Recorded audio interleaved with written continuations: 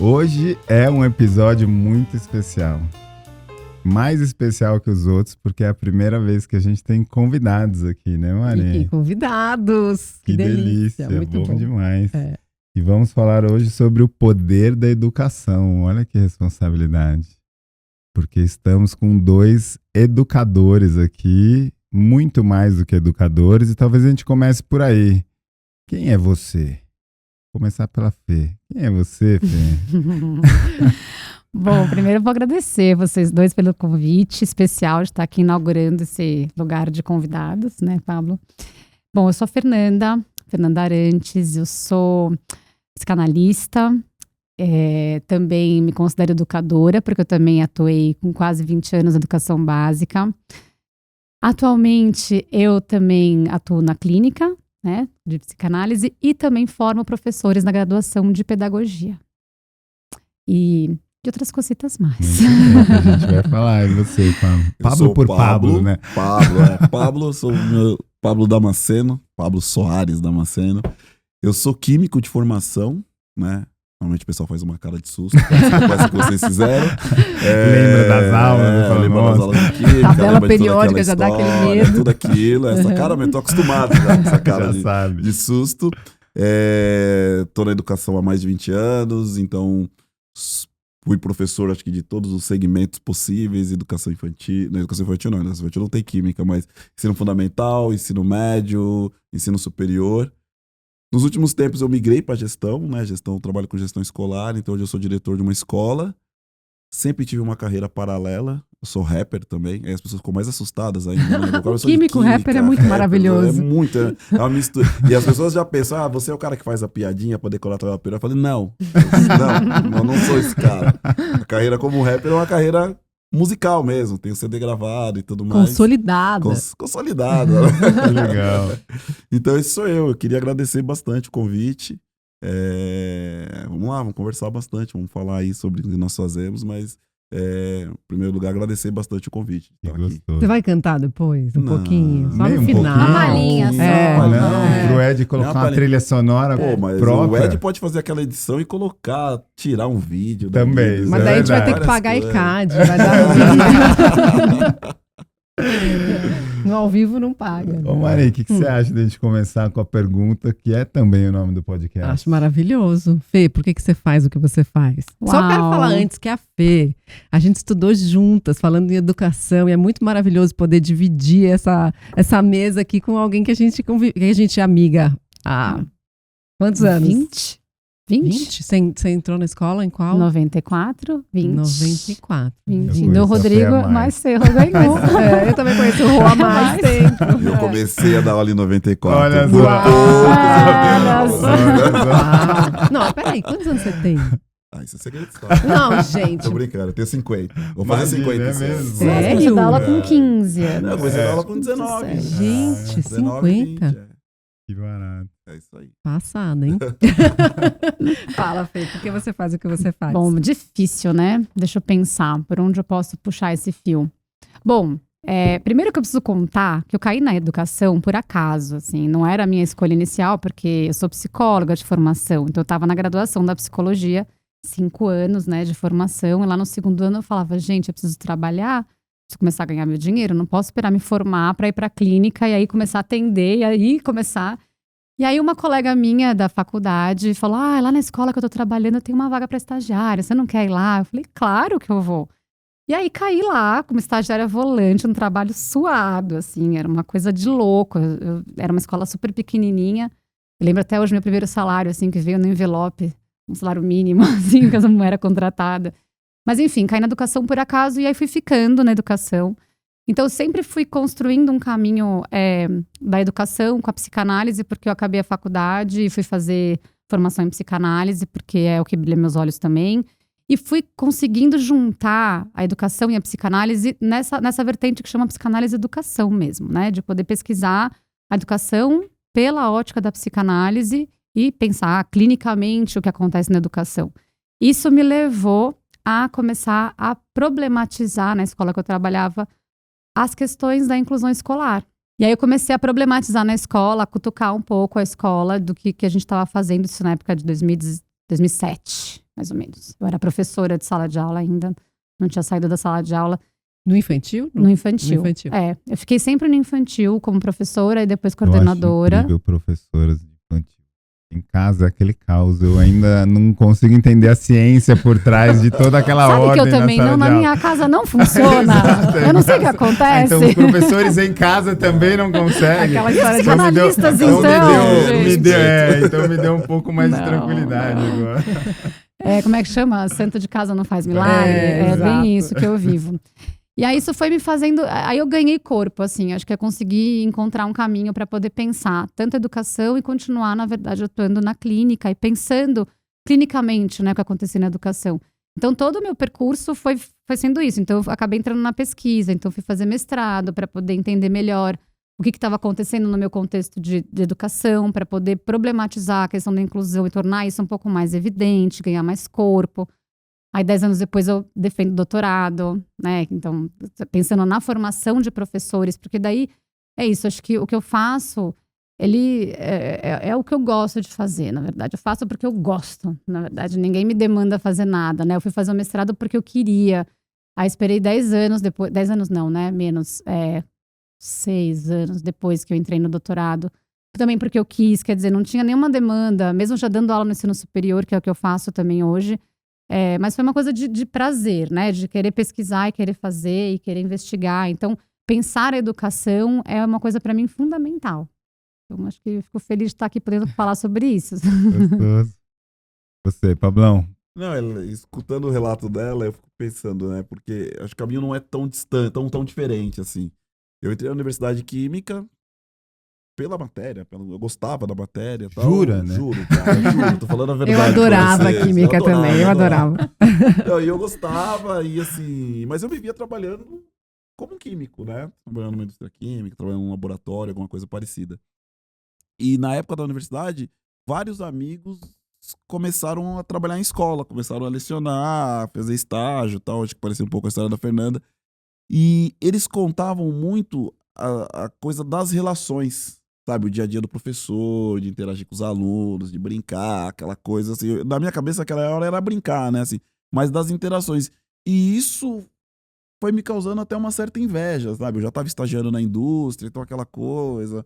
Aí eu ficava olhando assim e falava, pô, eu vou passar o resto da minha vida nesse ritmo aqui que já percebi como que vai ser na indústria. Sem brincar, né? Sem brincar, cara, sem interagir com as pessoas e tal. E aquilo começou a me chamar a atenção. Então eu comecei, falei, pô, eu acho que eu tô numa época ainda que eu posso experimentar. Eu não me via um professor, eu não achava que era uma coisa que eu tinha um dom pra isso. Não tinha nenhum pensamento inicial de ser professor. Mas eu tinha a ideia de que, pô, se eu entro agora nesse mercado e percebo realmente que não é a minha cara, eu posso voltar e fazer outra coisa. Então foi aí que eu comecei, aí eu comecei a... Na época não tinha nem muito estágio, assim, é engraçado, o mercado era um pouco diferente, o mercado, principalmente para essas áreas, algumas disciplinas que tem uma demanda, tem uma quantidade menor de professores no mercado, o cara no segundo ano da faculdade, ele pega a aula no ensino médio em qualquer escola, assim. Então eu comecei a dar aula numa escola e fui me encontrando. E é engraçado que você percebe também que a formação superior, assim, em si não estava me dando a bagagem necessária. Você vai aprendendo ali, tentativa, erro, você vai percebendo, vai imaginando que tipo de professor você gostaria. Então você começa a colocar... É um laboratório constante, assim. Mas aí eu fui me encontrando e essa coisa assim... Mas realmente eu falo, eu sou um cara que... Eu entrei na educação por gostar de gente, sabe? Por gostar de conversar, gostar de estar com as pessoas. Até hoje é uma tática que a gente usa bastante, assim. Às vezes eu falo para as pessoas, para os adultos que trabalham na escola, eu falo, cara, aquele dia que você estiver meio pesado, assim, tiver com a energia meio baixa, na hora do intervalo, entra no meio daquele bolo ali, ó. Entra no meio daquela dos piores, sabe? Os mais terríveis. Entra no meio da molecada e tal. É uma energia diferente. Você vai sair outra pessoa. Sai a fonte da renovação, assim. Que beleza. Eu achei interessantíssimo você falar que a sala de aula é um laboratório, um químico falando que a sala de aula é um laboratório, né? Porque você levou a química de verdade para fazer a sua alquimia ali e transformar a sala de aula, né? Que gostoso. Eu fiquei com uma vontade de perguntar uma coisa, Fê, para você. Porque como a gente se conhece, eu sei que você adotou 2 crianças. Uhum. Na época que você começou a pensar sobre inclusão na escola, você já pensava em adotar? Acho que sempre teve num desejo, assim. Acho que não era um desejo latente ainda, né? Não era uma coisa assim, manifesta. Então, assim, eu pensava em me tornar mãe, pensava em ser mãe, mas não pensava ainda assim, qual vai ser o caminho específico, sabe? Acho que isso quando foi ficando mais madura, na verdade, né? O desejo foi ficando meio pronto de vamos agora, nós vamos então, né, investir nisso. E aí isso começou a ser uma pauta mais pra gente, então... Isso... Porque é interessante esse caminho, não é porque você tem 2 filhos adotados que você pensou na inclusão. Não, mas eu acho que tudo tem um pouco, tá tudo um pouco ligado, assim, Mari, porque eu fico pensando, talvez, o meu processo de escolarização, enfim, né, não tive nenhuma questão de precisar viver algum processo de inclusão, mas eu acho que a escola, ela muitas vezes vai marcando lugares, né, assim, lugares às vezes um pouquinho mais de exclusão, às vezes um pouquinho mais de inserção, acho que hoje em dia menos, mas já houve mais. Então, acho que toda essa passagem na minha escolarização foi marcando muito a minha posição como professora educadora. Então, com as crianças, assim, eu tinha um grande cuidado na escuta, no acolhimento de cada um, de fazer valer as suas vozes. Achava que era importante todo mundo ter ali o seu lugar. E eu vejo que eu reproduzo isso ainda com os adultos. Então, às vezes, eu reconheço que eu faço isso com os jovens e adultos, né, com os quais eu dou aula na formação de professores. E recebo esse reconhecimento deles, assim, sabe? Então, eu continuo fazendo o que eu faço, porque eu tenho reconhecimento daqueles que recebem o que eu faço. Então, né, de vibrar, de gostar de parabenizar uma aula, sabe? Assim, de falar, nossa, que legal isso que você propôs, Fê. E quero que eu recebia das crianças com afeto, né? Que é isso, que é a coisa que eu mais sinto falta. É de estar em sala de aula com crianças pequenas, apesar de achar que eu já não ia conseguir mais. Eu acho que eu não tenho mais esse pique, porque já 2 lá em casa já são o suficiente. Mas essa energia, né, das crianças, né, essa é contagiante, né, Pablo? É uma coisa que é muito emocionante. Então, isso é uma falta que eu vou carregar para sempre. Mas eu consigo transpor essa falta de outras formas na educação, desse jeito. Mas voltando para sua pergunta, que eu acho que fui fazendo uma digressãozinha aqui. Então, a inclusão, é isso. Quando eu penso na inclusão, claro, a gente tem que pensar nas crianças com deficiência, nas pessoas com deficiência. Então, também, de certa forma, trabalho um pouco com isso no ensino superior.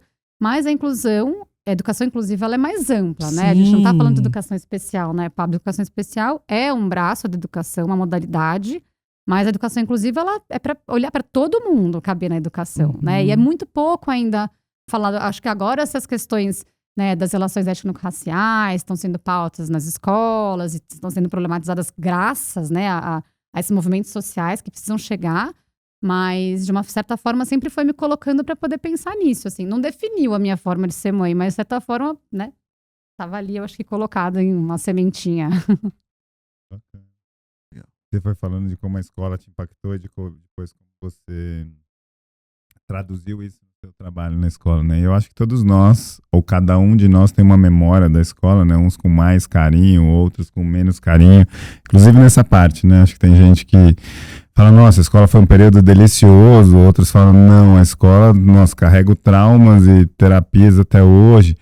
Vocês nesse papel de hoje, de educadores, como é que você vê, assim, Pablo, qual é o impacto que tem a educação e o ambiente escolar na formação? A gente pode falar de uma criança ou de um adolescente, mas na verdade é na formação de uma pessoa, né? Porque essa criança e adolescente vai crescer. Qual que é essa... Não, mas ele já é uma pessoa. Já é uma pessoa adulta, né? Eu costumo falar muito, né?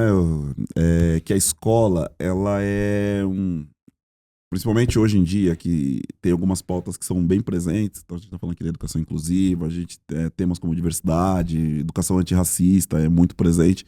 Eu falo que a escola realmente é o lugar ideal para isso, porque a escola é o recorte perfeito da sociedade, né? Assim, ela é uma amostra ali, mas de tudo que pode acontecer aí na sociedade. Então, eu acho que assim, ela é, de novo, usando a palavra laboratório, né? É o laboratório perfeito para um tipo de sociedade que a gente pensa. Então, assim, eu acho que, inclusive, hoje, quando a gente fala de processos de inclusão, de pensar em diversidade, tudo trazendo essa coisa para o debate mesmo, para a mesa, na discussão, quando a gente pensa na escola, eu acho que está relacionado com isso, está relacionado com... Porque é a escola que vai moldar o adulto, né? A pessoa, ela já é, mas é que vai moldar o adulto.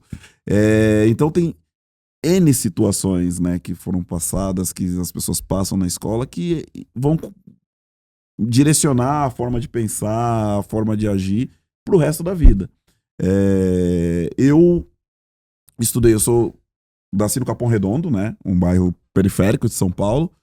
E estudei em escola pública e tal. E um pouquinho, assim, quase no final da educação básica, eu fui estudar numa escola particular. E depois fiz universidade, também uma universidade particular. Então, assim, eu sou um cara que eu hoje trabalho numa escola que eu costumo dizer na zona do rodízio, né? A gente tem escolas na zona do rodízio. Na bolha. Escolas na zona do rodízio. Então, assim, mas eu consigo e tento, né, ao máximo, trazer elementos, trazer a visão de pessoas que não estão na zona do rodízio, né? Por quê? Porque a escola, se ela se limitar a realmente ali a organização dela, o posicionamento dela, ela vai formar pessoas com essa visão limitada e esses são os adultos que vão depois estar aí comandando a nossa sociedade. E na opinião de vocês, isso depende de, na sala de aula, na classe, haver diversidade? Ou isso pode ser trazido apenas com a abordagem sobre esses assuntos de diversidade e inclusão? Posso começar? Começa, por favor. Tem que ter diversidade na sala de aula, tem que ter diversidade nos espaços. Tem que tratar a escola como um ambiente diverso. Um exemplo clássico, escolas. Escolas que discutem a questão das práticas antirracistas, mas muitas vezes a escola mantém a sala dos professores e a sala dos funcionários. Qual que é o entendimento aí? Você tem uma casa grande, né? Ali onde você tem a parte intelectual, a parte pensante da escola, e os outros funcionários, eles ocupam um outro espaço. Então, assim... É quase como a dicotomia da saúde, corpo e mente, né? Então, assim, se você não começar a se incomodar com isso, e não é fácil. Primeiro você vem uma parte teórica, digamos assim, então a gente vai falar de inclusão de alunos com deficiência, vem toda uma parte teórica, né? Então, assim, aí entra um pouco no que você falou, aí é o assunto trazido para dentro da escola, mas se esse aluno na escola, ele não interagir, ele não tiver contato com crianças com deficiência, perceber que as pessoas têm habilidades diferentes, competências diferentes, que elas vão aprender, vão absorver, as pessoas são diferentes, e não tiver esse convívio com a diferença, vai ficar muito na teoria. Só a teoria não basta. Só a teoria, né? não basta. A teoria não sai do lugar, na verdade. E acho que, além na sua pergunta, Mari, acho que a representatividade, ela é mais que na sala de aula, é na escola, na instituição como um todo, na comunidade. A comunidade tem que estar representada aliás, a diversidade tem que estar representada na comunidade, né? Senão falar, isso, é falar na teoria, é falar, não, uma vez eu escutei de uma coordenadora assim, não, aqui claro que a gente fala sobre educação antirracista, a gente tem uma biblioteca vasta de livros. Uau! E assim, como se isso bastasse, né, para o trabalho, para de fato você quebrar e romper com os preconceitos e construir novas relações, fosse suficiente você montar uma bibliotequinha ali, uma estante repleta de livros interessantes, realmente muito interessantes, mas o que você faz com isso? Uhum. Né? Então, acho que é muito além de você ter a teoria, muito além de você ter os materiais. É o dia a dia, né, Pablo? Sim. Acho que você pode até falar mais que eu, que você tá ainda mais na escola, nesse lugar de direção também. Conta pra gente isso, né? Que tem um lado que todos nós talvez tenhamos uma experiência como aluno, ou eventualmente como pais de alunos, mas a escola é, de certa forma, uma empresa também, né? Então, para esse ponto, né, Fê, que você traz, como é que você traz também professores que são diversos? Ou pessoal da administração diverso. Como é que é isso na escola? Quais são os trabalhos que vocês têm visto sendo feitos para que a escola, a equipe da escola reflita a comunidade também? Assim, a gente, acho que a Fê colocou muito bem, né? A coisa tem que expandir para toda a comunidade escolar. Então, quando você pensa na diversidade, a diversidade tem que ser ampla, ela tem que ser em todos os setores da escola. Então, os alunos precisam ter amigos diferentes, né, dentro do contexto ali que eles estavam a princípio acostumados, né, o que a gente tinha colocado como contexto padronizado, mas eles precisam ver também pessoas diferentes, né, assim, eles precisam ter gestores diferentes, eles precisam, então, isso é o ponto necessário. E aí, quando você começa a olhar como negócio, né, como uma empresa, assim como qualquer outra, você começa a ter que realmente trazer esse entendimento e esse estudo, esse conhecimento para outros setores. Então, hoje, por exemplo, um setor importantíssimo dentro pelo menos da escola que eu trabalho e das escolas que tem esse tipo de olhar, esse tipo de programa, é o setor de RH. Né? Porque tem que contratar, tem que... E assim, tem que quebrar aquela ideia, né? Aquele padrão do que era considerado um currículo perfeito, né? Por exemplo, na sala de aula, o melhor mecanismo de entrada ainda é o estágio, né? Só que o estagiário dessas escolas na zona do rodízio, né? O estagiário até então era um cara, muitas vezes ex-aluno da escola, né? Então, assim, tava lá no segundo ano da universidade, ganhava um carro, ia pra escola, estacionava o carro dele do lado do carro dos professores, do mesmo nível de carro, às vezes até melhor e tal. Esse era o estagiário que a gente tinha nas escolas, até as escolas trazendo, por exemplo, essa pauta antirracista, uma pauta social também. Hoje a gente está contratando outros estagiários, né? Pessoas que não estavam nesse horizonte, pessoas que não estudaram nessa escola, muitas vezes, na educação básica. Não cresceram na zona do rodízio. Então, assim, recentemente eu tinha uma estagiária que morava no Jardim Aracati. Para quem conhece, assim, eu costumo dizer que a gente tem Santo Amaro, que é longe, Capão Redondo, que é longe, Jardim Ângela, que é longe, e o Aracati é depois de todos esses lugares. Então, é muito longe.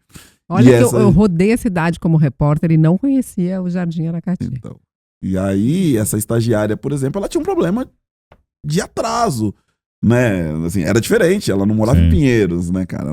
Então, assim, o espaço, o ambiente também tem que começar a entender essas questões. Lógico, não dá para atrasar sempre, mas a gente tem que entender que é uma pessoa que está saindo de casa 2h30 antes do início das aulas, né? Tratar desses temas, falar desses temas, discutir esses temas, necessariamente tira a gente da zona de conforto, né? Sim. Total. E ninguém quer sair da zona de conforto. Como que a gente faz? Mas tem que chacoalhar. Tem que chacoalhar. E acho que a escola tem um papel de fazer isso, sabe? Eu acho que as escolas precisam assumir essa posição de dar esse choque de realidade, de mostrar, né, assim, qual que é o papel da educação? Qual que é o papel de uma escola? Né, o Pablo definiu muito bem, quer dizer, a escola ela é um recorte social, mas a gente não pode reproduzir somente o recorte do recorte do recorte. Que cidadãos que a gente vai, né, formar para esse mundo se eles simplesmente não olham para o lado, eles só olham para a mesma coisa, a forma do olhar, a forma do escutar, quer dizer, ou a gente amplia isso, a escola precisa, né, cutucar, isso, são as vagas afirmativas, né, que é o nome que é dado para isso, problematizar tudo que acontece na escola, das relações, das mínimas situações do cotidiano, que muitas vezes passa a mão na cabeça, não, talvez não tenha sido tão por mal, não. A gente tem que tratar disso, isso aconteceu, isso não pode ir para baixo do tapete. A escola tem um papel importante de fazer isso, seja com o miudinho da sala de aula, seja com seus colaboradores, né, com a comunidade. Eu vejo muita potência nisso, assim. Então, e começa muito pequeno, né, Mari? Não dá para falar que, né, eu brinco isso, que a política pública ela existe, mas não muda a cultura. Né? Como é que a gente muda uma cultura? A política tem que existir, não ela com vem lei, assegurar né? movimento social. Mas somente a lei tem muita coisa entre cumprir a lei e, de fato, você se responsabilizar por isso. Então, eu vejo a educação, o campo da educação, as instituições, como grandes responsáveis para mobilizar isso, para acontecer isso de alguma forma, né? Mas eu tô fora de escola já faz um tempo, né? Eu faço trabalhos pontuais de assessoria, então acho que o Pablo que tá lá no dia a dia também pode falar melhor disso. Uma pergunta que me fica é, porque em última análise, o cliente da escola, pensando na escola como uma empresa, são os pais e as mães, né? Tudo bem, os alunos, mas quem paga a conta da escola... Quem dá trabalho mesmo são os pais, exato, né? Os alunos são tranquilos, os duros são os pais. Eu tenho um amigo que tem uma escola gratuita em Guaporé, no Rio Grande do Sul, não sei se vocês conhecem a AINE, e o lema da AINE é: vamos educar os pais para deixar as crianças em paz, que eu acho maravilhoso. Mas assim, pensando nesse cliente final, que é um cliente muito exigente, muito chato, que muitas vezes não está interessado na diversidade e na inclusão, porque aquilo vai incomodar e vai fazer, inclusive, essa discussão vir para a família e aquilo, ele não vai saber lidar com aquilo dentro da família porque ele não teve exatamente essa educação. Vocês sentem essa pressão desses clientes? Eu costumo dizer, né, um exemplo que eu sempre uso é assim, olhando na escola, que ela oferece um produto. Às vezes eu faço um comparativo, eu falo, gente, a Coca-Cola é um produto que é oferecido, desculpa o merchandising, né? Aliás, podem patrocinar a gente, podem patrocinar a gente. Não aceito patrocínio da Coca-Cola, gente, eu falo de saúde. Mas eu brinco assim, porque assim, é um produto, mas a Coca-Cola é preta, certo? É um produto, cor do líquido é preto. Então, assim, tem um limitador aí, né? Não adianta que... Não, porque eu sou cliente, eu tô pagando, então eu quero uma Coca-Cola azul, tal. Não existe isso. Então eu acho que, assim, existe uma comunicação que as escolas, acho que tem que fazer com a sociedade, nós temos alguns princípios aqui, e esses, né, são nossos norteadores, a nossa escola é essa. Então, existe essa relação aí do cliente buscar uma escola que, né, tô chamando o pai aí de cliente, né, de buscar uma escola que atenda esses princípios. Eu até costumo dizer, às vezes amigos me perguntam assim, que estão procurando escola para os filhos, eu falo, pô, mas quais são os princípios da escola? Né? Ela fala do quê? Ela tem que levantar uma bandeira, pode ser até uma bandeira que você não concorde. Porque, assim, é muito comum, às vezes, né, nesse mercado, você ter escolas que levantam todas as bandeiras, né? Não, a gente fala também. Não, isso a gente fala também. Não, isso também. Isso aqui, então, assim, tem um limitador aí. Então, a relação com as famílias, eu acho que ela começa aí, né? Eu atendo muitas famílias novas. Então, tem algumas coisas que, assim, tem que ser muito definido já e muito transparente logo na primeira conversa, né? E também tirar, às vezes, uma expectativa, porque aí você tem lá a sua bandeira. E aí, muitas vezes, a família também procura essa escola como se fosse também assim, nossa, então aqui é o paraíso em relação a essa bandeira, né? Então, por exemplo, tem uma escola que tem um olhar para a educação inclusiva, que você tem alunos com deficiência, aí a família às vezes chega e fala, então aqui vocês não erram no trato com deficiência. Pô, a gente erra pra caramba. A gente tá aberto a errar, essa que é a diferença, né? É essa. E aprender. Seu filho é bem-vindo aqui, assim como qualquer outra criança, tá disposto a aprender, a família tá disposta a ser parceira da escola, então a gente vai trabalhar junto, né? Lógico, a gente corre atrás de informação, de formação para isso. Mas assim, eu acho que é a condição 1, né? Esse acordo tem que ser muito bem definido logo num primeiro olhar, assim, numa primeira conversa. E deixa eu aprofundar e tocar um pouco aí, né? Porque é fácil da gente falar dos pais como os clientes aí, né? Que seja, ou os que dão trabalho na escola. Mas vocês dois, além de ter esse lado na escola e na educação, vocês são pais e mãe, né? Como que impactou a paternidade e a maternidade para vocês, esse olhar da educação e da escola? Vou falar que não é fácil, assim, pelo menos para mim, de fazer escolha de escolas para os filhos, né? Especialmente porque você conhece bem várias, né? As bandeiras, sabe as bandeiras? Sabe as bandeiras são levantadas. Sabe o que tá na embalagem, mas sabe o que tá por dentro, né? Exatamente. A ignorância é a benção, né? Aquela história. Né? Mas eu fui descobrindo, né, depois de vários tombos, porque acho que a gente levou tombos, mas isso vira um outro capítulo, de que a escola perfeita não vai ter, né? Assim, a escola não tem aquela escola que vai comungar tudo que a gente acredita, e é bom que não tenha mesmo, né? Acho que o Pablo falou uma coisa, é claro, se eu olho para essa escola e vejo que ela levanta uma bandeira que não tem nada a ver com os meus valores, eu não vou. Para que eu vou ficar criando embates todos os dias na escola? Vou criticar da hora que pisa, da hora que vai embora? Socorro, menos trabalho. Mas alguma identificação precisa ter. E o sinal, na verdade, qual que é o indicador? São as crianças, os nossos filhos. Se eles estão ali, né, demonstrando, sinalizando, e eu brinco que o meu filho mais velho, ele não sinaliza absolutamente nada, a gente brinca de detetive para saber o que tá acontecendo com ele ali. Mas assim, é isso, a gente vai vendo respostas da criança, né? Então ela vai dando evidências também do quanto aquilo tá tendo efeitos na vida dela, tá tendo significado na vida da criança, né? Claro que não só, acho que tem várias questões, mas acho que o principal, para mim, atualmente, como mãe, é olhar meus filhos e falar, não, a gente fez a escolha certa. Estamos na escolha certa. Não quer dizer que vai ser para sempre, mas neste momento estamos na escolha certa. E as minhas escolhas anteriores não foram muito bem por aí. Então, acho que alguns tombinhos foram me fazendo chegar em lugares que eu não imaginava que eu fosse chegar, mas que hoje eu falo, nossa, que bom que estamos aqui, sabe? E o pai? Isso que eu falei dos pais, tá? Serve pros outros, tá? Pra deixar claro. Deixar claro que você é como os outros. Eu sou um baita de um pai babão. Tá? Minha filha tá sempre certa. Jamais que a minha filha ia fazer um negócio desse. Não, é brincadeira, assim. Mas eu, né, assim, sou pai recente, né? Eu tenho 2 filhas, mas uma de 5 anos e uma de 6 meses. 6 meses.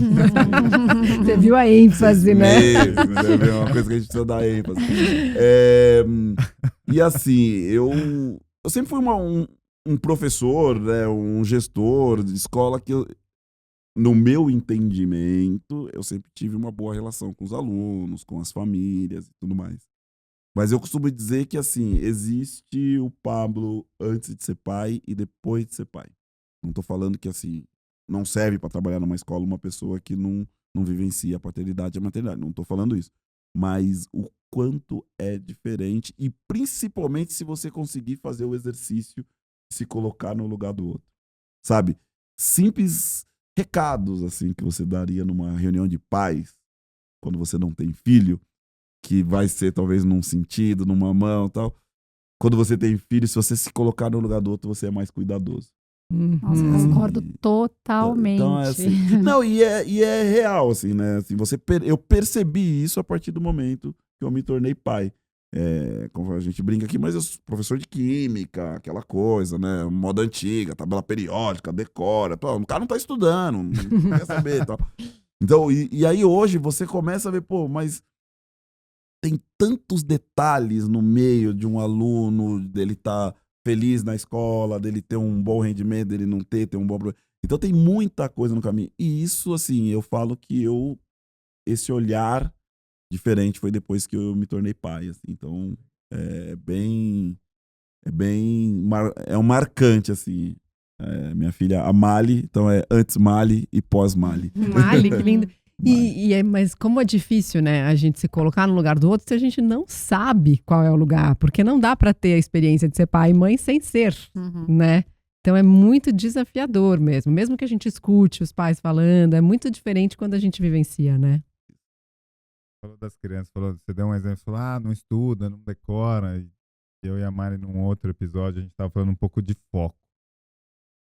E saindo um pouco aqui, mas curioso de ver a visão de vocês como professores, né? A gente estava falando, putz, é celular, é um monte de gente. Eu estava compartilhando que eu tô aqui, mas tô vendo a rodinha e penso na rodinha do rato. Sabe que o cabeça... Como é que é isso?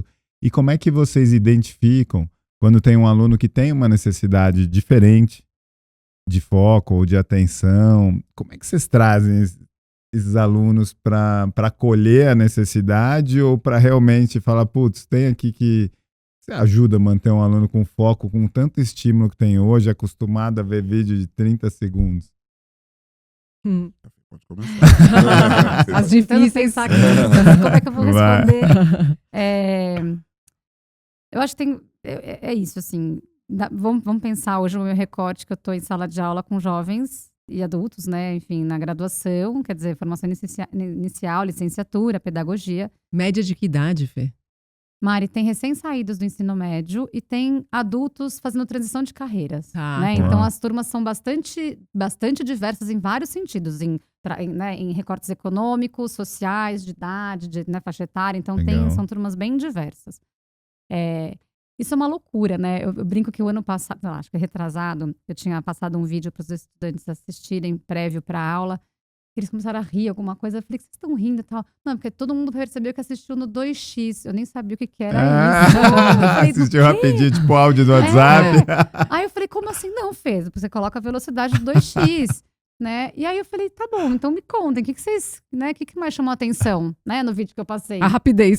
Como eles falam rápido, foi né? silêncio na sala, né? Porque assim, uma coisa é você botar pra tocar aquilo sem você também se atentar muito, prestar muita atenção, você fica na superficialidade e, sei lá, pega uma, duas palavras, mas você não tá se debruçando, se envolvendo, se engajando naquilo, né? Então, é um baita de um desafio hoje, que é isso.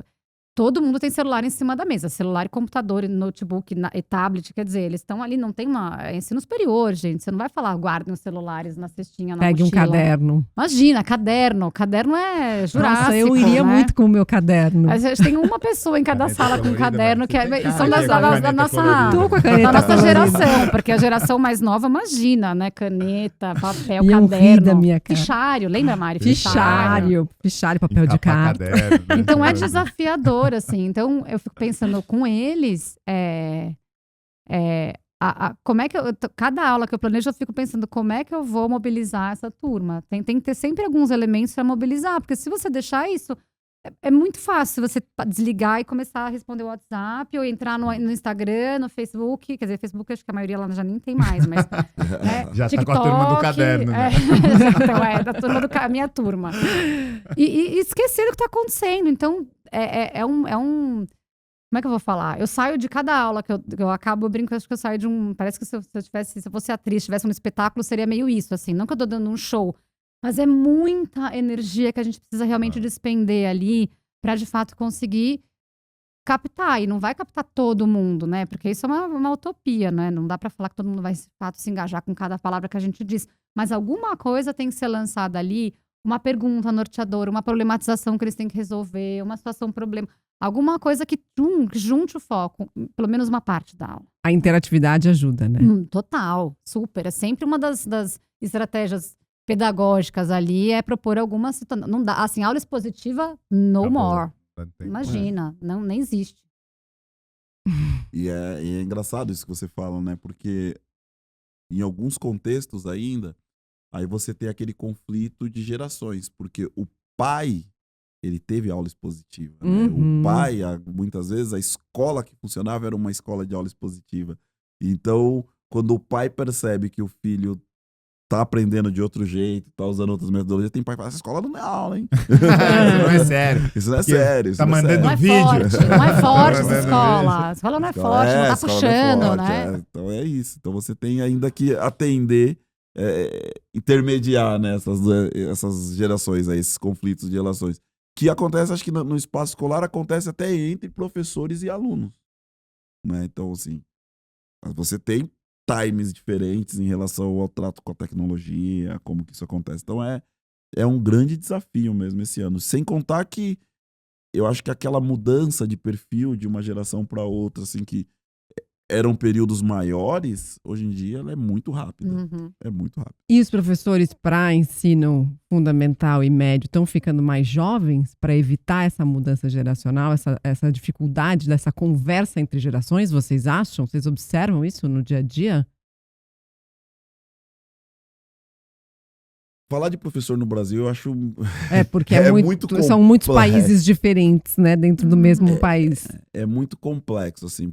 Primeiro, que é uma profissão que precisa estimular novos ingressantes, né, assim. Tanto que quando a Fê fala aqui que tem muita gente em transição de carreira, o que eu conheço de pessoas que fizeram outra coisa, lá, saíram do ensino médio, foram fazer economia, administração, e ficaram com aquela vontade ali incubada de ser professor tal, e os pais falaram, isso não dá dinheiro, vai fazer outra coisa. E o cara foi fazer isso com 40, com 50 anos, assim, não, sabe, não, são várias pessoas que têm essa história.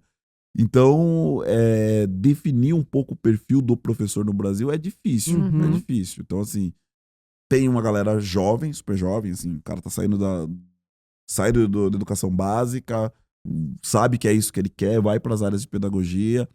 Tem essa galera mais velha, tem uma galera que, infelizmente, aí pela dimensão do Brasil, pela valorização que se dá ao Brasil, tem uma galera mal formada, né? Pedagogia é um dos cursos que, assim, são o maior número de pessoas graduadas por ano, assim, um dos cursos que mais se gradua por ano. E no assim, último né? censo escolar deu que pedagogia é o primeiro curso com mais matrículas no EAD. Faculdade de EAD. Como é que a gente pensa, né, a formação de professor que vai atuar na sala de aula, né, formando crianças, cidadãos jovens, se formando EAD, à distância, pensando que a própria formação também se dá por homologia de processos, né, Pablo? Quer dizer, a gente faz com os alunos para que eles possam, né, pegar isso como referência e poder fazer isso em sala de aula. EAD, como que você faz? Como é que você opera uma didática, uma estratégia pedagógica, uma modalidade? Se você está à distância, quer dizer, sem interação. Como é que você faz o laboratório, né? Não tem laboratório. A experiência. Então, imagina, 650 mil novos professores se formando no último censo escolar. 650 mil e alguma coisa, mas é isso. Formando na faculdade EAD. A faculdade que mais tem matrícula é EAD. Uau! Eu fiquei chocada com essa informação, mas eu quero voltar para a história do foco, só porque eu tenho uma pergunta. Só porque a gente perdeu o foco. A gente começou a falar, a gente perdeu o foco. Não, nada a ver, porque é uma questão minha com uma questão que acontece na escola das crianças, dos meus filhos. Eles fazem uma parte da tarefa de casa. Não é a escola de vocês e não podem responder com tranquilidade. É uma lição de casa onde eles precisam do celular. Eles são crianças pequenas, eles têm 8 e 10 anos, né? Não tão pequenas, mas eu considero pequenas. E aí tem um aplicativo onde responde pergunta e depois, quando termina essa história do aplicativo, eles têm um ranking onde eles conseguem ver se eles ficaram em primeiro, segundo, terceiro, quarto lugar na resposta daquelas perguntas. E esse ranking não é só por acertar a resposta, mas é por fazerem menos tempo. E aí eu fico assim, revoltada com aquilo, porque eu falo, cara, como é que a pessoa vai se concentrar na pergunta, vai ler ali o enunciado, a consígnia da história, e se ela está correndo contra o relógio para fazer aquilo? E eu já levei isso para as reuniões, mas eu quero ouvir a opinião de vocês. Isso aí é a gamificação do ensino. Jesus. Não, eu acho que assim, é um pouco nessa tentativa, né? Você tem hoje uma outra geração, então aquela coisa, mas eles são super conectados, se ligam no joguinho e tal, então, sei lá, usar esses elementos para que tenha o processo de aprendizagem. Mas a gente não tem que lutar contra a corrente? Tô aqui pensando, Pablo, no exemplo que você deu. Né? Os pais que estudaram no caderno falam, mas isso não é sério. Olha a mãe aí. Mas eu acho assim, lógico, às vezes você pensar, vamos gamificar o processo e tal. Você tem ganhos, possíveis ganhos, mas você tem possíveis perdas. Eu acho que aí algumas estão escancaradas, né? Essa coisa, o primeiro do ranking, o primeiro que terminou. Então, assim, eu acho que, de novo, cabe aos educadores aí fazer uma interação melhor desse processo, sabe? Remediar. É legal, talvez um formato que para eles é mais comum, é mais vivo. Esse é um ponto positivo. Mas o ranking pelo ranking, ser o primeiro por ser o primeiro. Mas aí vamos voltar também, né, gente? A gente também precisa, às vezes... eu sempre falo... Do mesmo jeito que eu falei que eu me transformei num educador melhor depois do que eu fui pai, tem algumas questões assim que eu falo para ela, é só parar, respirar e lembrar quando você era aluno. Quantos aqui, às vezes, na lição de casa, que o professor passava olhando de carteira a carteira, não tentou dar um golpe, assim, de mostrar qualquer lição? Ou seja, o cachorro comeu, lembra? Tinha esses gatos. Então, assim, tem um pouco... Né, de uma modernização dos mesmos processos ali de 20, 30 anos atrás. Mas hoje você falou uma coisa importante, Pablo, que eu acho que dá pra gente traduzir como essa intencionalidade, né? Assim, o que tá por trás? Porque, de fato, assim, não dá... Tem que lutar contra, mas também não dá pra ficar só na bandeira do contra. Porque é isso. De alguma forma, o que adianta você... Né, tô pensando, depois o Pablo pode falar melhor sobre isso, mas sei lá, a proibição do celular... Eu acho que tem que ter realmente restrição de celular, eu não acho que tem que estar na mão de criança pequena, muito menos, enfim...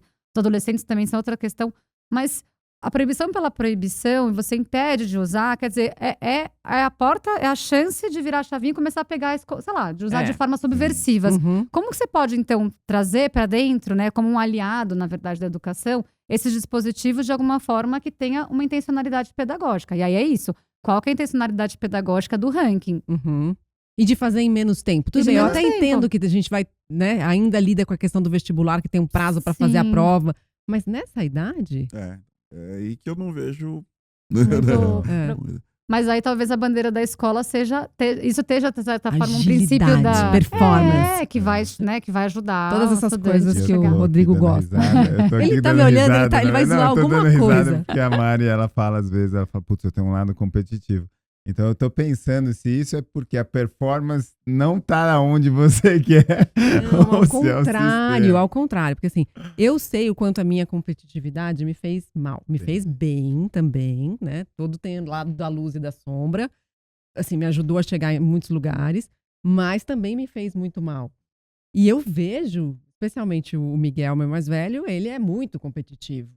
Né? E acho que o João pega um pouco de carona em tudo que o Miguel faz, aquele exemplo do irmão, né? Irmão que tem o outro como ídolo, e isso acontece um pouco em casa. Acho que cada vez menos, mas ainda tem essa coisa que é muito bom, que é um amor, assim, admiração. Mas eu não acho que isso deve ser estimulado. Hoje eu trabalho muito mais na linha da vamos cooperar do que vamos competir, entendeu? Porque eu já apanhei muito. Senti feliz. Porque você fica me provocando o tempo todo. Ele fica competindo comigo aqui. Mas sabe que eu estudei numa escola que tinha ranking. É mesmo? É. Meu pai sempre falava que ele ficava muito feliz em me ver entre os primeiros. Dos quando últimos. ele lia de baixo pra cima. Maravilhoso. Eu já trabalhei em vários perfis de escola, assim, né? E eu lembro de uma escola que eu trabalhava, aí essa jamais falaria o nome aqui, mas tinha um ranking, né? Depois E, a gente assim, vai saber, minha eles gente. davam, existia um simulado lá na escola e eles faziam um ranking. E colocava lá, né? Do primeiro ao número 300 e tal. E é realmente o aluno que chega e o nome dele começa ali em cima e encontra o nome dele ali no primeiro quadrante, tá super ok. Mas assim, o aluno que chega E vai descendo. vai. Sabe, assim, ele é o último e sempre o último. Porque assim, a coisa ela é, né? Aí eu penso, qual o ganho disso? A gente simplesmente ensinou talvez esse aluno a falar, ó, seu lugar é esse. E marcas, assim, aí aquilo que a gente falou das marcas que a escola deixa pro resto da vida, com certeza são alunos com essas marcas pro resto da vida. E outra coisa, o que a gente tá medindo nesse ranking? Ontem eu tava conversando com uma amiga que tem 2 filhas gêmeas. E aí ela tava me contando que chegou em casa essa semana e uma das filhas estava dando aula para outra sobre fotossíntese. E falou assim, as plantas fazem fotossíntese porque elas têm... E a irmã ficou assim... As plantas fazem fotossíntese porque elas têm cloro. Tava esperando a resposta aqui. E aí ela me contou uma outra que tem a ver com a sua área. Que ela falou assim, adenosina trifosfato. Quantas moléculas de fosfato tem nisso? Adenosina trifosfato. Tá, ela dando aula. E aí... Vou falar 3 vezes. E aí eu perguntei... A pergunta que eu fiz pra mãe foi... Essa que estava recebendo a aula, falei assim, ela é boa em quê? E a mãe falou assim, ela é muito boa de desenho, ela é muito boa de artes, ela é muito boa de dança, ela é muito boa de música. E eu fico pensando, cadê esse ranking nas escolas? Os rankings diversos. Porque a gente está falando de diversidade e inclusão, mas também tem esse aspecto da educação que privilegia um tipo do conhecimento, A né? medida ainda é a mesma. A medida É, é a a medida mesma. é parecida. Mas aí eu coloco até um problematizador mais, lógico. Aí tem N coisas também que entram em questão, às vezes até uma estrutura familiar, mas às vezes a própria família tem que fazer essa leitura e falar, esse meu filho é para esse perfil de escola. E esse outro é para esse outro perfil de escola. Legal. Né, assim, a gente... Essa coisa dos irmãos gêmeos, eu lembro uma vez também que eu dava aula particular para 2 irmãos gêmeos, e era isso. Em exatas, era um menino e uma menina, o menino ia super bem e a menina tinha mais dificuldade. Parece que nas outras áreas a coisa se invertia. Mas a menina, ela passava... Porque como a escola tinha uma coisa também de ranking e tal, a escola que eu estudava, mesmo ela sendo melhor em outras, mas o moleque era melhor naquelas áreas mais privilegiadas por esse perfil de escola, né? Então o cara, ele era uma sumidade na escola, tinha uma referência, e a menina tinha super dificuldade. Então assim, às vezes cabe, lógico, N motivos, né? Assim, a gente fala, tem gente que estuda numa escola porque pode, mas porque às vezes é a escola que a família tem condições de... Tem N, mas... Caso a família tenha a possibilidade de olhar isso aí também de um jeito um pouco diferente, de partida, os pais escolhem. Eu sempre costumo dizer isso. De partida, os pais escolhem, mas conforme os filhos vão se desenvolvendo, eles vão dando o ritmo de qual é a escola ideal para eles também, né? E aí, no momento em que sua filha de 6 meses chegar na idade escolar e tiver essa variedade, você fala, nossa, eu falei aquilo naquele podcast, mas agora eu tô vendo na prática como é colocar um filho em cada escola. Não, talvez eu falasse com Fora mais que na que cuidado. você trabalha, imagino que tem a bolsa que agrega Não, também. No meu caso, assim... Não, mas é que elas vão dar certo na mesma escola. Tem que estudar na escola que eu trabalho. Tem bolsa, tudo mais, mas assim... Até porque é importante. Caso, né, a família consiga total. colocar isso em prática... E se houver a importante. necessidade, E se porque nem houver sempre necessidade. houver. Porque deixa marcas muito fortes, né? Posso contar uma coisinha? Posso contar uma coisinha? Por favor. Uma das disciplinas que eu dou na faculdade, na pedagogia, ela é uma disciplina que é logo de primeiro ano, E uma das propostas de avaliação que eu faço, de trabalhos, de produções que eles fazem, é um relato autobiográfico. Então, eles têm que escrever uma autobiografia. Legal. E depois isso é retomado no último semestre, enfim, eles retomam essa autobiografia. E a autobiografia, claro, né, dentro da educação não dá para ser, né, a vida inteira ali. Então eu faço alguns recortes, então algumas perguntas que eu chamo de norteadoras para que eles possam, então, né, concentrar essa escrita dentro desse campo. E uma das perguntas é isso, por que você está aqui na pedagogia hoje, né? Que marcas escolares que te constituem e te trazem aqui, é uma das perguntas. É muito forte como essas marcas, seja da exclusão, da comparação, da competitividade, do não olhar, né, dessa margem, aparece, assim, acho que 90% das escritas. Eu tenho muito mais produção, e olha que eu dou essa atividade já faz, acho que uns 5, 6 anos, mais até. Acho que 90% vão compondo assim, eu fui marcada dessa forma, disso aqui, e eu quero fazer diferente. Eu tô aqui porque eu quero propor uma coisa diferente. Então, poder também retomar isso e ressignificar de uma forma, né, enfim, dentro da formação de professores é super importante. E pensar que isso é uma sementinha que pode gerar uma transformação na educação, né? Para que parem de reproduzir um formato de escola que é isso, privilegia somente algumas áreas e as outras, né? E você me lembrou de uma história que a gente compartilhou recentemente num jantar, que a gente teve uma professora e eu tenho um irmão mais velho, né, que é muito bom em matemática, foi fazer engenharia de computação depois. E aí primeiro dia de aula, ela chegou pra mim e ela falou assim: você é a irmã do Rafael? Vamos ver se você vai conseguir superá-lo. Resolveu sua Pronto. vida, né? Resolveu a minha vida. Só que depois ela se deu mal, porque eu também era boa e eu era comportada na sala de aula. Ao contrário do meu irmão, ela me amava, mas... Tem uma amiga minha que ela comenta, ela estava numa escola com o irmão, e o irmão dela, acho que era 3 anos mais velho, ele foi eleito o menino mais bonito da escola. Ah, que triste. O menino mais bonito da escola. E ela era a irmã do fulano. A irmã. Né? Tipo assim, ela fala isso de um jeito que você já entende todos os traumas que vêm só dessa fala, né? E eu era a irmã do fulano. Eu vi um vídeo esses dias, tem um cara engraçado no Instagram que ele fala: lembra de mim, que a senhora falou que eu não ia ser nada. Tira essa praga de mim, pelo amor de Deus. Eu tô aqui com a moto quebrada, não sei o quê, não dei certo em nada na vida. Por favor, tira esse... E como a fala do professor é impactante na nossa vida, né? Muito. Vocês acham que a fala do professor é mais impactante quando a gente admira o professor ou quando a gente não admira o professor? Eu não sei, assim, eu acho que depende, acho que cada fala vai se enganchar em alguma questão muito singular e muito pessoal, né? Já meu olhar mais psicanalítico falando, quer dizer, né, porque você pode admirar e aquela fala não te destruir tanto, também não potencializar alguma coisa, mas às vezes é isso, como ela cai ali em você naquele momento, naquela situação, naquele contexto, ela pode, né, vai ter efeitos ali, sei lá, para o bem ou para o mal, né? Eu quero te ouvir, depois eu vou contar uma história pessoal, né? Não, eu tava... Há tanto que, assim, né, juntando essa sua resposta com a anterior, é uma coisa assim, eu não tenho isso quantificado, mas eu tenho essa sensação que muitos professores hoje são frutos de alguma experiência não tão positiva na educação básica.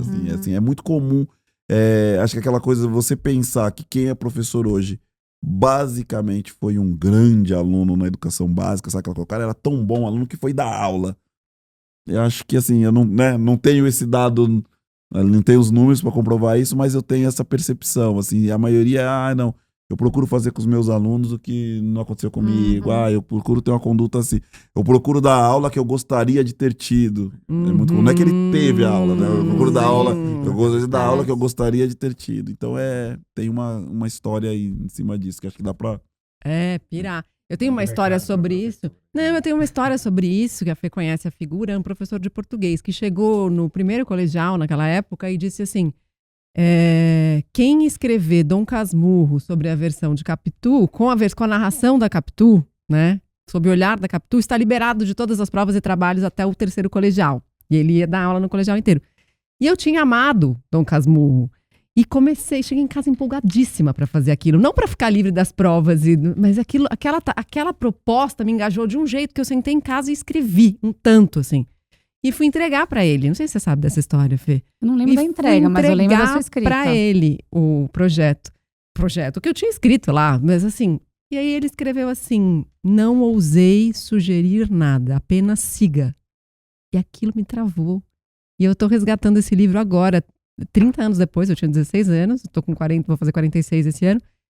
Mas me travou de um jeito, porque eu tinha tanta admiração por ele, e a expectativa dele de falar pra mim, tá bom pra caramba, que foi o que eu entendi do recado, não consegui mais dar um passo.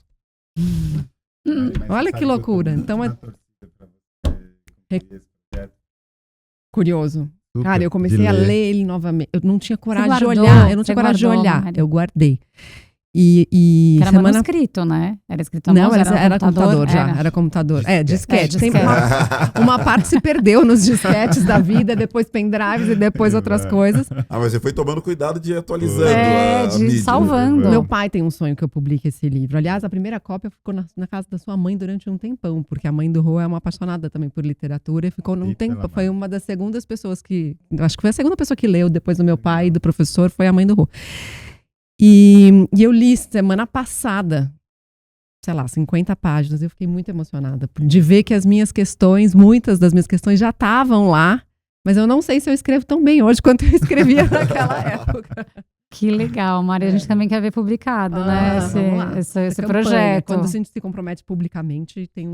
Agora Mari, a tem um pressão peso vai aumentar. maior. Tem um peso maior agora.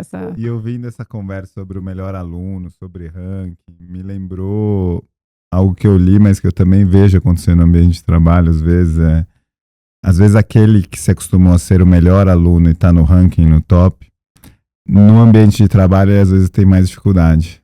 Porque também quer ser o primeiro, quer estar em destaque, quer ser a voz da sala, e isso às vezes não traz tanta colaboração e que precisa ser trabalhado. E o outro, que era aquele que...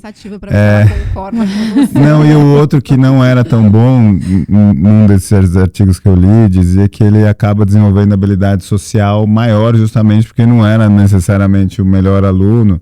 Então vai se vira. Não, de verdade que eu me identifico com algumas coisas. E eu pensando em mim mesmo, né, assim, como não necessariamente eu era o melhor aluno, eu nunca tive dificuldade em falar eu não sei, me ajuda... Como é que isso daqui? Isso reflete na forma de trabalhar também, e reconhecer que tá tudo bem não saber, não ser o melhor, que vai ter alguém que sabe melhor do que você, como é que você traz pra dentro. Vocês têm alguma experiência nesse sentido? E a cabecinha da Fê deve estar assim, deve ter alguma coisa pela carinha dela, né? Não, sabe uma coisa que eu pensei? Abrindo o coração aqui, né? Põe pra fora. Eu sempre fui uma pessoa que tive muita vergonha de falar não sei. Então, assim, eu não sabia, mas também não falava não sabia. Sim. Mas eu aprendi a falar não sei quando me tornei professora. Porque as crianças vinham com tantas questões e tantos porquês. Que é isso, gente? Isso eu sei, isso eu não sei. Vamos investir, vamos achar um caminho pra gente descobrir. Então, isso foi me dando, na verdade, um pouco desse lugar de poder falar, realmente, assim, a gente tem muitas coisas que a gente não sabe, né? E a pergunta, ela é fundamental.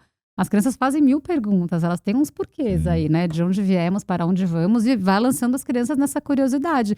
Isso me ajudou também a sair desse lugar, sabe? De precisar saber e não saber, poder perguntar e ficar. Legal. Então, acho que me tornar professora me colocou, me abriu essa possibilidade, assim. Que lindo isso, né, Fê? Muito interessante. Obrigado por compartilhar. Não, mas o professor, acho que assim, talvez por termos vindo de uma sociedade onde essa cobrança também era maior, né, termos de ser bom aluno, o professor muitas vezes, principalmente o professor iniciante, ele tem essa coisa, né, assim, cara, eu não posso não saber. Né? Eu não posso não saber. Tem que ter resposta para você tudo. Você fica, durante acho que muito tempo na vida como professor, você passa por esse dilema, assim, tipo, eu não posso não saber, assim, sabe? E aí eu brinco, né? Eu falo assim, eu comecei a dar aula em cursinho, cara. Então, o cara chegava com aquele exercício, na hora que você olhava ali, Ita. Você já começava a suar frio, assim, você falava, cara, eu vou ter que saber, né? Então, assim, então, digamos assim, acho que eu, assim, me candidatei várias vezes a ter um infarto. Aí eu olhei o nome assim no vestibular e falar, ai meu Deus. Ô, Pablo, e eu tenho pra mim que professor, quando não sabe a resposta, me diz depois se é da cartilha isso. Ele fala assim: Essa pergunta é muito boa, segura que é matéria da próxima aula. Não, é que Uma boa estratégia pra escapar, né? Falar no tangente. meio da aula você vai aprendendo várias estratégias, né? Quando o cara chega com exercício, não tem muito o que fazer. Aí você às vezes pode usar essa, falar que você tá atrasado. Por isso que o professor sempre parece que ele tá atrasado. Tá correndo, né? Tá sempre correndo. Mas no meio da aula você dá uma enrolada e tal. Fala rápido, eu brinco com os alunos. Aqui, ó. Já sabe a resposta. Agora o Joãozinho. Agora, como é que vocês veem, que é um tema que a gente quer chegar aqui, tô preocupada com o nosso tempo. Seu foco. O Mari tá focado. Sempre. A transposição, não sei se nem essa palavra é uma boa palavra, mas tudo bem, já comecei com ela, da escola para o mundo corporativo. Como é que a gente está preparando os alunos hoje para entrarem nas organizações e muitas vezes em trabalhos, funções que a gente nem sabe se vão existir e que estão se transformando de uma maneira tão rápida? Só para pegar um gancho no que você falou antes também, porque a pergunta pode ser para o mundo corporativo, que é um tipo de trabalho, mas você mencionou também, e quem é bom em artes, e quem é bom em outras coisas, como é que a gente também dá esse encaminhamento para outras carreiras, né? Uhum. Não é uma resposta fácil de dar assim, em poucas linhas. Hoje, tempo valendo! Tempo valendo. Pablo, qual é a música? Vingança, né, Mari?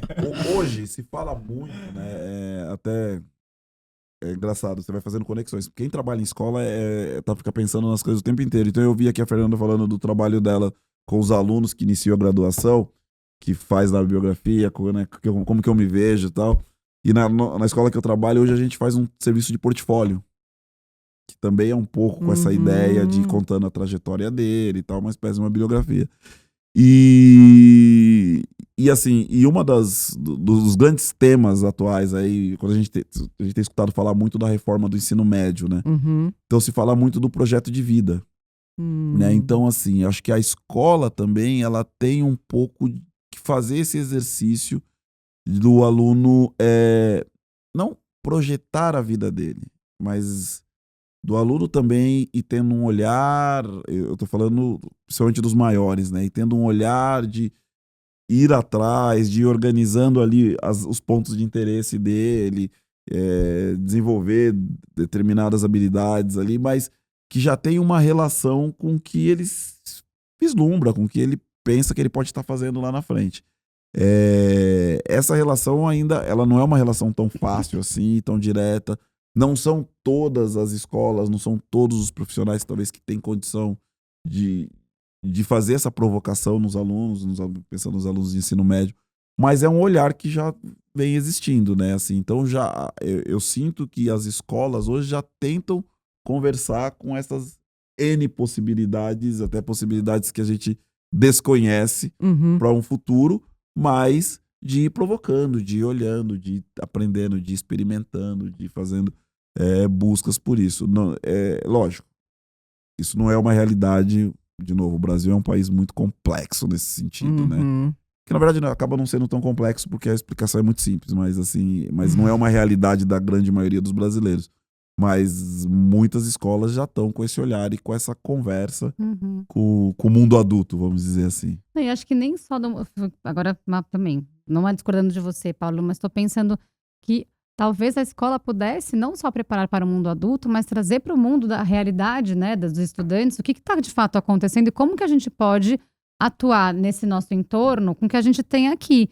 Porque muitas vezes tem as disciplinas separadas, já chama disciplina, né, gente? Sim, já vamos começar por aí, sim. Que é isso, disciplina, né, super fragmentada. Grade horária, disciplina. Delegacia de ensino, tá tudo relacionado. Não é? Então isso, elas estão lá todas fragmentadas, cada uma no seu campinho de atuação, a sua química, a biologia, enfim, a matemática, a língua portuguesa, a história. Mas como que a gente pode olhar para esses conteúdos e não simplesmente saber que eles são histórias ou que um dia a gente vai usar, sei lá, logaritmo, gente. Eu nunca usei logaritmo na minha vida, né? Mas a gente teve na escola, mas é isso. Eu sei até como é que faz, mas eu nunca precisei usar. Mas como é que você torna esse ensino, esse conteúdo significativo? Claro, não dá para ser tudo, não dá para ser o tempo inteiro, mas para que as crianças possam projetar ali, não simplesmente quando eu crescer, mas agora, o que a gente pode fazer com isso agora, não é? Porque senão a gente vai cumprir a disciplina, pelo conteúdo, e ele perde o significado. Eu acho isso tão fundamental o que você está falando, Fê, porque é isso, né? Se eu não uso, primeiro que eu esqueço, Né? Se eu não vejo também razão de aprender, sentido, não dou um significado para aquilo, fica muito mais difícil, né, de absorver todo aquele conteúdo, né? Só trabalho, né? É tudo, né? Como você vê o mundo, o que você quer, que tipo de pessoa que você que prospecção que você faz, quer né? seguir no caminho, né? Mais ou menos o que você quer fazer pro mundo, né? Assim, não Vocês podem profissionalmente começar falando. a perguntar para as crianças por que você faz o que você faz, o que você quer fazer.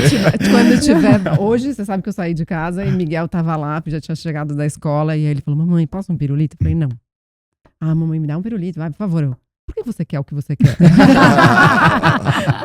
Ele falou, porque Gravando. é gostoso. Porque é gostoso. Eu falei, pois é, mas eu não quero te Ele dar ganhou o que você quer. ou não? Não ganhou, não ganhou. Agora, tava aqui pensando nessa história da preparação para esse lugar, né, para esse mundo do trabalho, que afinal de contas é o que a gente fala aqui. Vocês acham que o professor, especialmente do ensino médio, ele pode ter um papel de apontar para o aluno um caminho nesse sentido? Puxa, vejo em você que talvez você possa fluir de uma maneira interessante, ou percebo que você tem esta habilidade. Acho que isso sim. Acho que ele pode problematizar isso, né? Como você falou, pensando num projeto de vida, ele pode trazer elementos para que o aluno tenha essa percepção. Eu acho que apontar é muito complexo, né? Assim, apontar caminho, eu fui longe demais. A gente, por exemplo, se falava muito antigamente em teste vocacional. Né? Teste vocacional. Pô, hoje não tem mais tanto, hoje. Antigamente, ele falou. Foi o teste que guiou minha carreira, não, brincadeira. É até estranho, né? A gente falar de teste vocacional quando a gente mesmo, assim... sei lá, vocação para tantas coisas. Né? Quando a gente fala o tempo todo de possibilidades, assim, de carreiras que vão existir daqui a 10 anos, que não... Então, assim, quer dizer, se eu fizer um teste vocacional hoje, significa que daqui a 10 anos, pô, mas tem essa área nova aqui. Não, mas no meu teste vocacional falou que eu tinha que fazer isso aqui, acabou. Plantação em Marte não estava no teste vocacional. Então não quero saber. Instagram, social media, né? Não tinha nada disso. Imagina. Então é isso, é perceber mesmo... o que eu posso contribuir, né? Quais são os elementos que eu tenho, que eu posso contribuir numa sociedade aí? E acho que isso sim é relevante. E isso, professor, acho que todo mundo pode provocar isso, na verdade, né? Às vezes até os próprios amigos, né? Assim, até o próprio centro de convívio vai indicando, fala, pô, mas você é uma pessoa que se relaciona bem, você é uma pessoa que tem a facilidade para isso, sabe? Então, isso vai te dando elemento para você ir pensando no seu projeto de vida, né? O Miguel chegou outro dia na casa, me lembrou dessa história, que ele falou assim, mamãe, vai haver a eleição para o coordenador da classe, para o representante de classe. E todos os meus amigos falaram que eu deveria me candidatar. Legal. Mas ele fugiu, não quis. Aí eu falei, bom, tudo bem. Ele falei, por que você acha que eles acham que você pode se candidatar? E ele começou a elencar características. Não, porque eles acham que eu sou uma pessoa que fala bem, eles acham que eu sei escutar os outros, eles acham que eu sei também argumentar. Eu falei, isso você sabe, né? Eu voto nele também, mas... Adorei. Mas ele falou, sabe o que é, mamãe? E aí eu acho que entra o lado competitivo. Ele falou, Antônia é muito melhor que eu. Então eu não sei se ele desistiu porque ele estava com medo da competição e que ele achou que ele ia perder para Antônia. Ele falou, eu votaria na Antônia. Então ele também estava reconhecendo também. Ela como esse... E aí ela ganhou. E ele não se candidatou. E ela... Mas ele é da chapa da Antônia. Ele é da chapa. E vai ficar sempre essa dúvida no ar. Né? Ele ganhou porque ele não se candidatou. Então, mas esse que é o lance. Como é que você faz para uma criança, por exemplo, no processo de educação, e acho que isso vale para o mundo corporativo, não fugir de um processo só por medo de perder? A cara deles. Caramba, mano, dá quase para encerrar com essa reflexão assim. Ó. Não, aí eu vou jogar para... ela pergunta da próxima aula. Não, eu vou inverter. Ixi, meu Deus. Ela leva pra escola do filho dela. Como que eu faço pra ele perder o medo, né? Pra ele não ter esse medo de perder, eu não sei, mas eu acho que não é criando um ranking na idade que ele está. Entendeu? Então, assim, às vezes, tem contextos que são propícios a determinadas situações. Sem dúvida. Então, assim, pô, né? Você cresce num ambiente que gera competição. E aí aquilo, as marcas em relação a essa competição, cada pessoa vai carregar o seu estilo. Então alguns vão ficar com medo de perder, outros vão ser competitivos em tudo, você não vão saber nunca dividir, né? Assim, a gente, por exemplo, a escola que eu trabalho, ela se caracteriza, é um dos pilares, né? Tem a diversidade e o outro é a cooperação. Então, por exemplo, a minha filha tem uma fala de dividir, assim, que às vezes até até irrita a gente. Eles falam, não, mas tem que dividir, não, mas fulano não sabe dividir, não sei o quê. Eu falei, pô, legal. Então, mas é o espaço, então é isso, você vai perceber. Então, talvez um lugar que estimule muito a competição numa faixa etária. Porque quando se pensa em educação, pensa em escola, por exemplo, tem um maldito vestibular lá no final e isso vai ser é uma competição mesmo. Eu posso tentar te explicar de qualquer jeito, mas ele é uma competição.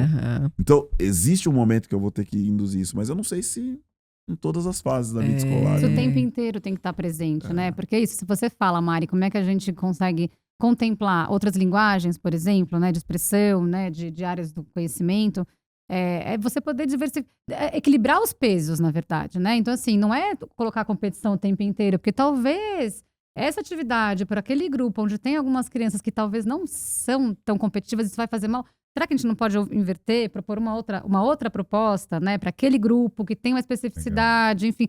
Isso é olhar para a singularidade dos alunos, é parar para pensar na escola né, sem o seu automatismo, né? Parar e falar, bom, a gente tem aqui uma turma ou alguns alunos que estão precisando de um outro jeito aqui. A gente tem que parar e propor outra coisa.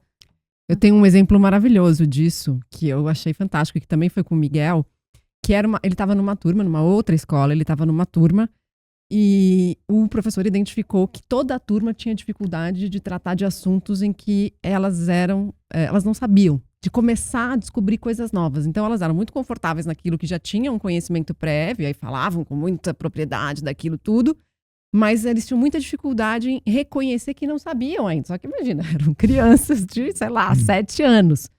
E aí o professor propôs uma atividade, um jogo, e no caso ele propôs um jogo de RPG, onde ninguém sabia as regras. Então estava todo mundo no mesmo nível. E o Miguel veio me contar disso, eu falei, por que você acha que ele propôs isso? E ele me contou deste jeito. Ele propôs isso porque eu acho que ele identificou que o nosso grupo tinha essa dificuldade. Então, ele falou tudo. E eu falei, e aí, o que você achou? Eu achei incrível. Aprender do nada, do zero, algo com todo mundo ao mesmo tempo. E aí não tinha um que era melhor que o outro, porque todo mundo estava no mesmo lugar. Então, achei esse exemplo me marcou, assim. Nossa. O talento dele para ser representante de classe. Miguel, ano que vem, hein, Miguel? Olha lá a candidatura. Próxima, né? Olha a pressão aumentando numa criança que já é competitiva, isso não é bom. Gente, que delícia, hein? A gente está chegando no final, mas eu queria fazer um reconhecimento antes, assim, eu acho que todos nós, de alguma forma, só estamos onde estamos pelos professores, educadores que tivemos ao longo do caminho, sejam com algumas marcas que nos incomodam, mas sejam com outras tantas que nos formaram, né? Nos formaram em termos de valores, de relacionamento, de amizades. Então, primeiro, um agradecimento a todos os professores que estão ouvindo a gente e a vocês por esse papel lindo que desempenham, de responsabilidade enorme, né? Aí, trazendo como pais, né? A gente não deixa os filhos, porque a gente não delega isso 100% para a escola, mas eu acho que quando a gente escolhe uma escola, seja pelo motivo que for, tem uma relação de confiança, né? Muito grande. E quando ela se concretiza, isso é um presente para a gente como pai e mãe, e para eles que talvez não consigam reconhecer agora e ver isso, mas na idade que a gente está, quando a gente olha para trás, a gente vê o valor, o carinho que a gente tem pelos professores, pelos relacionamentos. Então, uma admiração muito grande, um carinho enorme e um agradecimento a vocês e a todo mundo que faz parte dessa comunidade de educadores aí. Sem dúvida. A gente também agradece vocês e todos os nossos professores, né? E todos os educadores aí do Brasil, do mundo. A gente agradece a oportunidade até de poder estar aqui falando, né, como professor, representando, assim, né, o poder da educação, né, que já foi um nome de muita responsabilidade, né, usar a palavra representando também, acho que aumenta a responsabilidade, mas é a gente poder estar falando dessa classe, né, de pessoas aí que acho que é impactante na vida de todo mundo. Sim. Todo mundo. Né? Canta pra gente, vai. Só um pouquinho. Vai, assistir, vai. Rapper não canta assim. Boa. Só canta, vai ter um amigo rapper, ele fala. Ele Então fala. Não pode, gente. Não E pode. dá pra criar um... É a única hora que eu fico tímido. Então fala da tabela periódica. Muito bom, gente. Feliz, obrigado por serem Obrigada, nossos primeiros Mari, convidados. obrigada, Adorei de ver, como foi gostoso. E eu tenho certeza que vocês vão nutrir essas trocas também, porque tem muita coisa em comum aí no propósito, né? Eu acho, no valor. Muito legal. Obrigada. Ótimo. Obrigado. Obrigada, Valeu, gente. E deixe os comentários lá pra gente. Escreva o que você achou do nosso primeiro episódio com convidados. E manda mensagem, manda direct, se inscreve no canal pra você poder acompanhar tudo que vai acontecer aqui ainda. Marca um professor, uma professora que te fez bem na vida. Manda um agradecimento. Lembra deles e delas. Muito bom. Valeu.